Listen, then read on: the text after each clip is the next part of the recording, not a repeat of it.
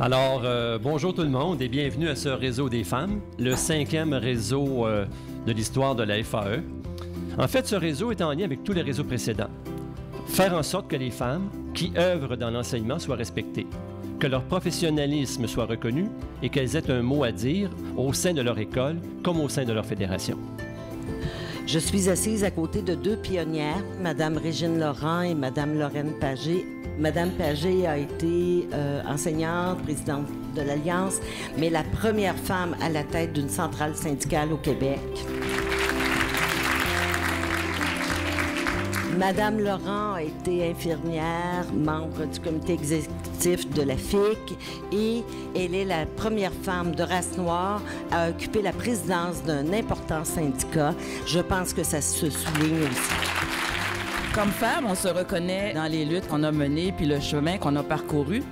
Évidemment, on était à l'époque des missionnaires, femmes de vocation, tous ces statuts qui commandent ni reconnaissance salariale, ni reconnaissance professionnelle non plus, et ça depuis longtemps parce que c'était des qualificatifs associés à nos professions. Les infirmières québécoises sont les premières dans le monde à avoir enchâssé dans une loi un champ d'exercice spécifique et exclusif et d'autres pays ont copié par la suite.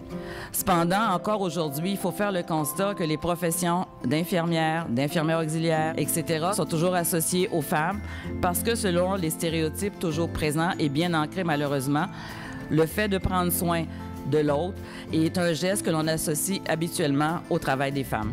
Les femmes sont combatives, mais on a quand même intégré certaines attitudes. Il faut en être conscient. Souvent, les femmes vont accorder plus d'importance à des revendications qui touchent la qualité que leur propre bien-être, leurs conditions de travail, leur salaire. C'est comme si elles se sentent coupables de revendiquer pour elles-mêmes.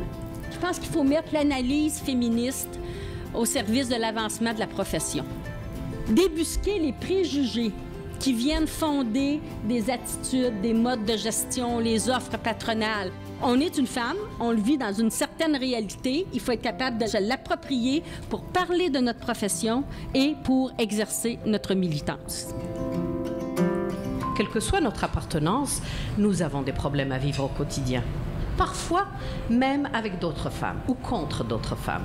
Nous avons à défendre notre statut de minoritaire quasiment à vie. Vous ne pouvez pas imaginer à quel point ça me touche de voir les progrès qui ont été faits en si peu de temps. Je souhaite que le même progrès se fasse partout dans le monde.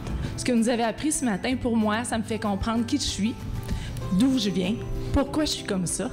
Puis pourquoi je vais aller de l'avant. Je vous remercie de nous donner ce temps-là. Puis je me dis, ben c'est en semant des petites graines qu'on fait pousser des belles choses. Et puis je vous remercie de contribuer à tout ça.